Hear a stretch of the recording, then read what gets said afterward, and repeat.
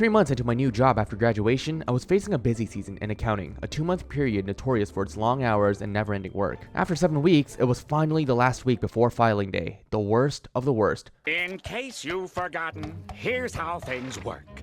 I order the food, you cook the food, then the customer gets the food. We do that for 40 years, and then we die. Sounds like a pretty good deal to me. What do you say? Yes, that is if the next busy season doesn't kill me. It has been a long Monday. This week, we are expected to stay until like a minimum 10 p.m. In addition, if we were to go home early, we had to stay logged on until midnight. Throughout busy season, those who lived further away had been allowed to leave the office early and continue working from home. The new 10 p.m. rule meant that was no longer possible. It's not uncommon to stay until like midnight or after during busy season, so like technically staying in the office till 10 p.m. isn't actually an insane thing, but the higher ups have been telling us for like the past month that we were in such a good spot. The managers were pushing for a Wednesday deadline only 2 days later. They were severely underestimating the amount of work we still had left because they're not the ones doing the nitty-gritty work. It's junior people like us, and we knew that Wednesday was just not possible. The worst part was that our legally required deadline was actually March 3rd, 5 full days later. We were just told to finish by Wednesday because it's a manager's birthday that day. Yeah. Okay. Accounting, everyone. It is absolutely a momentous day. We have the badge. 4 months to make. I swear to God, they just recycle their cards. Look at how scratched up it is.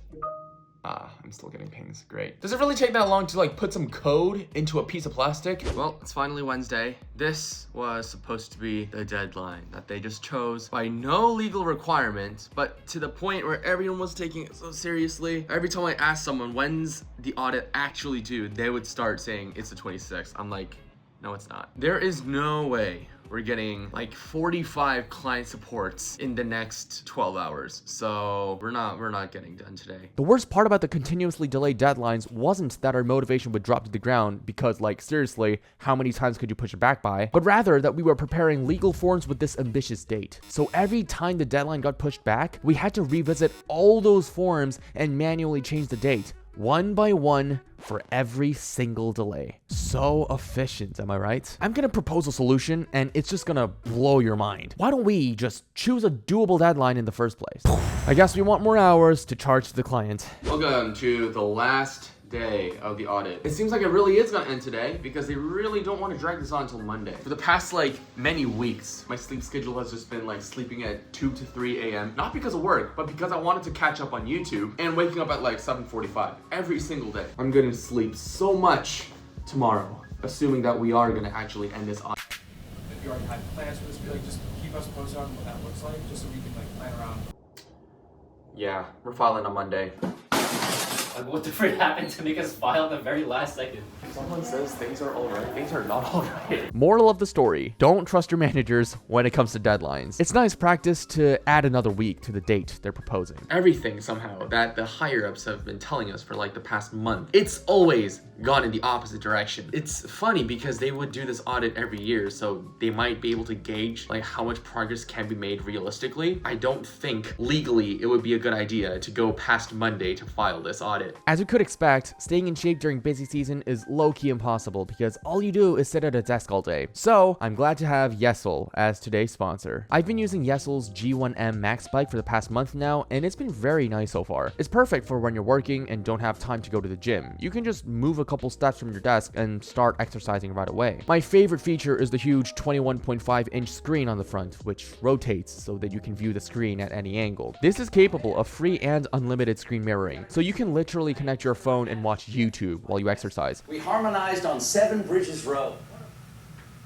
But another great feature is the front and back speakers, so that whether you're listening to music or watching something through the screen, you are completely surrounded by immersive audio while you exercise. every night, in here, out A big there, advantage of the Yesoul bike is that thanks to the unlimited screen mirroring, you can use the bike with other exercise programs like Peloton. This way you can still enjoy whatever exercise courses you want with a Yesoul bike, which is a much more affordable alternative and offers the best of both worlds. Check out the description below for more information and use the code OLE100 to get $100 off when you get one of these. Don't forget to exercise when you're busy working. And now, back to our good old friend, accounting busy season. It's Sunday, It's the day before filing. And yeah, I've been working during this weekend as well. Jesus Christ. That's all I've been doing. Just clean up stuff. The final few steps of this audit. It is absolutely incredible how many people just delete tabs without realizing they're linked to other formulas. So there's a bunch that I can't address. It was finally Monday, the legally required deadline. And I swear if it wasn't bound by law, we would have found every reason to push the due date back again. Honestly, it was just another average day. So average, in fact, that the end was very anticlimactic. There was no big announcement or anything that we had filed, as if we hadn't just spent the last 2 months of our lives day and night for this very moment. We junior members were told to go home early, and that was it. Day after the audit, we are working from home. We have actually nothing to do. We just issued. What is there left to do? All right, time to talk about how the first busy season of my life went. It was not as bad as I expected it to be. I literally thought the entire 2-month period would just be me working until 10 or 11. 10 months later, when I do this whole thing again, I'm gonna be a second year. I am gonna have so much on my plate, and those 1 a.m. sessions every night, yeah, that might become a reality.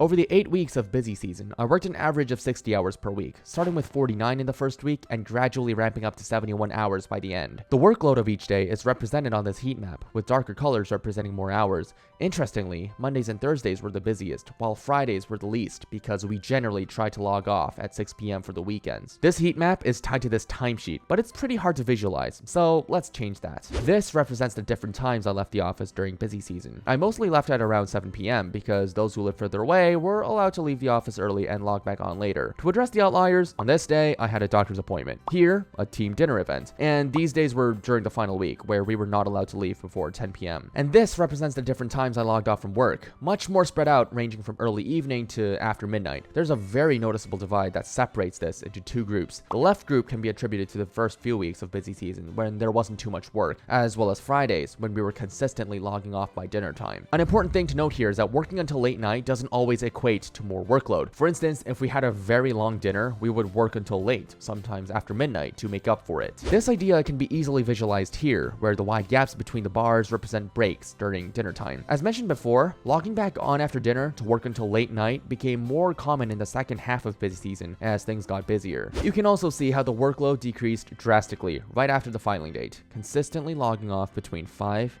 and 6. And that's it for my corporate videos. Thank you so much for watching. Like and subscribe if you've enjoyed. And now, I'm gonna go into hiding.